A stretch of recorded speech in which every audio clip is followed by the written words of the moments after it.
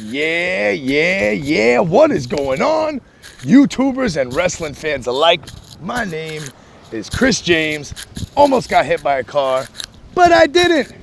So I'm still alive. Last night was Extreme Rules 2018. And man, oh man, it was a pretty good show. The kickoff show. Let's get into it. So the kickoff show had Andrade Cien Almas against Sin Cara. And of course, Andrade wins. It was an entertaining match. Nothing too important.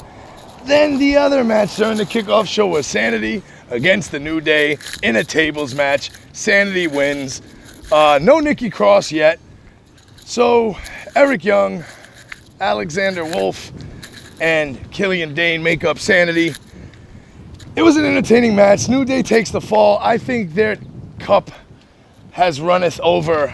New Day, I think we'll be seeing the end of New Day rather soon. I think they'll be splitting up. I don't know. They do sell a ton of merchandise. Let me know what you guys think in the comments. You think New Day is going to be splitting up soon? Will Big E go solo? What is going to happen? Then we got the main show. And the main show kicks off with the Raw Tag Team Championships, the B Team. Bo Dallas and Curtis Axel have been undefeated since breaking away from The Miz. The Miz went to SmackDown. The B Team stayed on Raw. Last night, the B Team makes history, becoming the first Raw Tag Team Champions to win the belts undefeated.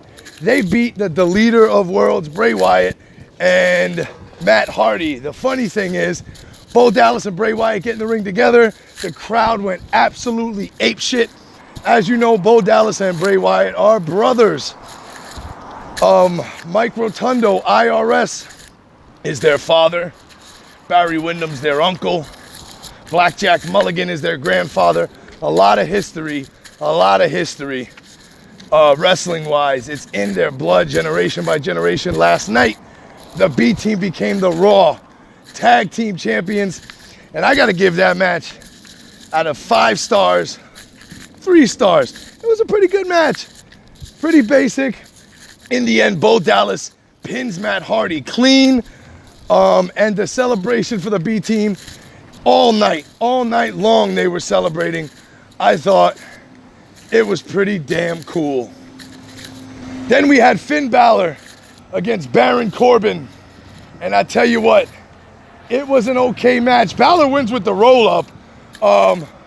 Good friend of mine predicted that match exactly to the finish. Balor wins clean, a little roll up. This way they don't hurt Corbin so much, but they make Balor look weak. Baron Corbin is where he is now, Constable Corbin. He shaved his head, big difference. But Finn Balor has been dead in the water. I don't understand why Finn is in the predicament he's in. He's one of the most popular wrestlers in the WWE, but he is starting to lose some steam. He came from NXT with that demon gimmick. Everything was crazy. Now Finn Balor is starting to lose steam, but he won last night. Good for him. Next up, we had Asuka against Carmella for the SmackDown Women's Championship. James Ellsworth suspended in a shark cage above the ring. And Carmella wins. I didn't get to see that match. I walked to the store.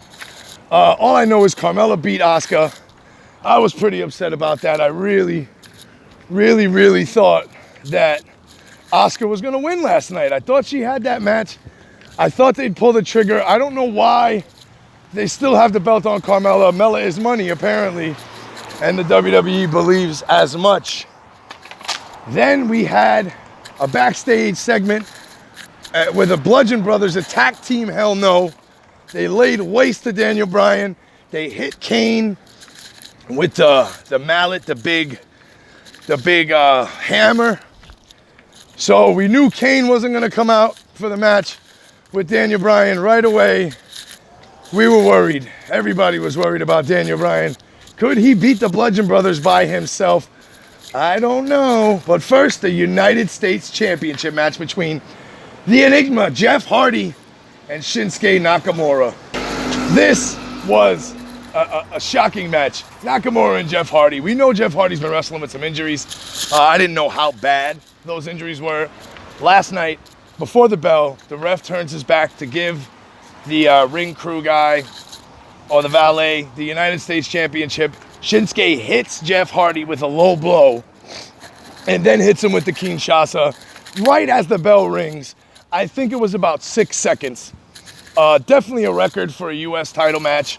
I know Hacksaw Jim Duggan had beaten Stunning Steve Austin in WCW for the U.S. title match, but that was something like 30-something seconds. So this match was done a lot faster than a lot of people thought. So Nakamura is the new U.S. champ. I'm okay with it. I'm all right with it if you are. Let me know in the comments what you guys think of Shinsuke becoming the United States champion.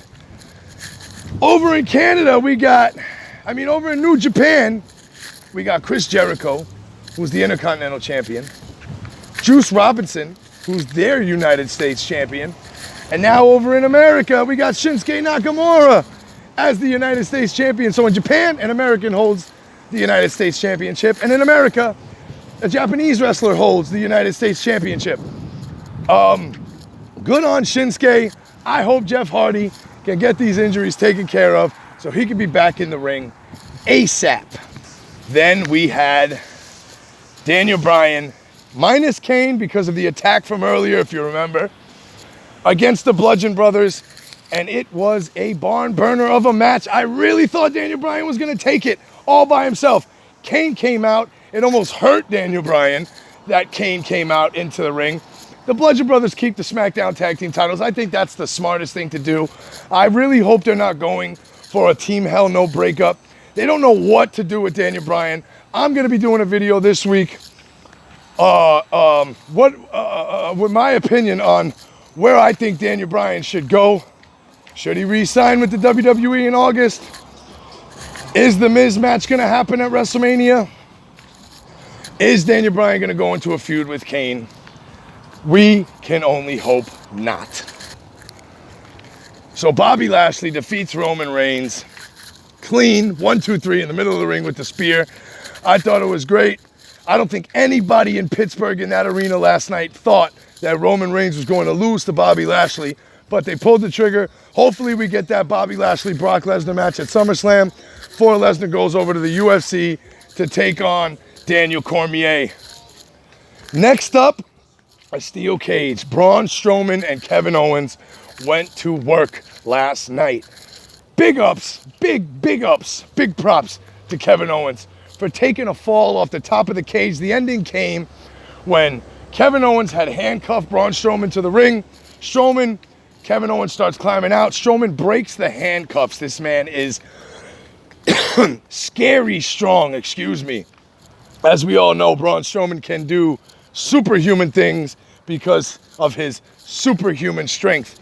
So the finish comes when Kevin Owens has Strowman handcuffed to the ropes. Strowman breaks the cuffs. They're on the top of the cage. Strowman throws Kevin Owens off of the top of the cage through a table, and that's how Kevin Owens won the match. Strowman says, "There's your winner." Ha ha ha. Kevin Owens is no better off than he was. I think that's the end of that feud. Maybe Kevin Owens will be taking some time off. I do not know.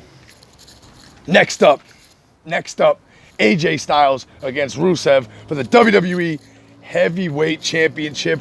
What a match. Props to Rusev, man. Rusev did his thing last night. There were some spots in that match where I thought Rusev was going to take it. I really did. But in the end, AJ Styles wins clean with the phenomenal forearm.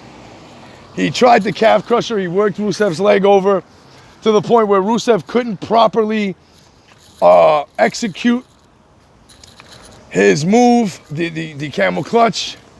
I can't remember the name of the camel clutch right now, but I'm just going to call it the camel clutch. Fuck it. Rusev, it's always going to be Rusev Day. And then we had our main event, the Iron Man match. The Iron Man match for the WWE Intercontinental Championship. 30-minute Iron Man match between Dolph Ziggler and Seth Rollins. Immediately, Rollins goes up. Within the first 5 minutes, he goes up 1-0. The next 5 minutes, he goes up 2-0. Then Drew McIntyre interferes and beats the hell out of Seth Rollins, making it 3-0 because he got disqualified. But he beat Rollins so bad that Ziggler was able to come back and tie it 3-3. Then, with a few minutes left, he went up 4-3. Rollins could not tie it. So Dolph Ziggler keeps the WWE Intercontinental title, and Rollins is no better off than he was before this match. I don't see this feud ending anytime soon. But there you have it. WWE Extreme Rules 2018 was great last night. I gotta say, I was very impressed with the show. The way they put it all together.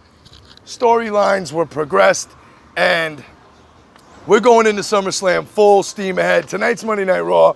I suggest y'all do not miss Monday Night Raw tonight.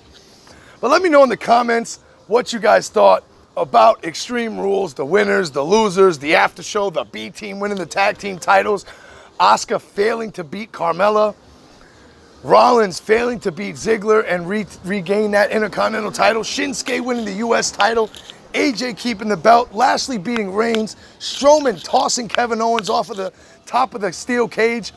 Bunch of stuff to talk about. Let me know in the comments what you guys thought. Remember to thumbs up this video. I am back, baby. Let's Talk Wrestling is back in full swing. I know I've been gone off YouTube for a long time, but it's been a long time coming.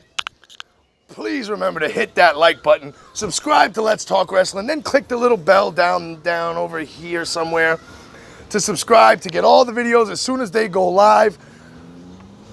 This has been Let's Talk Wrestling. I'm back. My name is Chris James. And remember to tell a friend about Let's Talk Wrestling. And if you're not down with that, I got 3 words for you.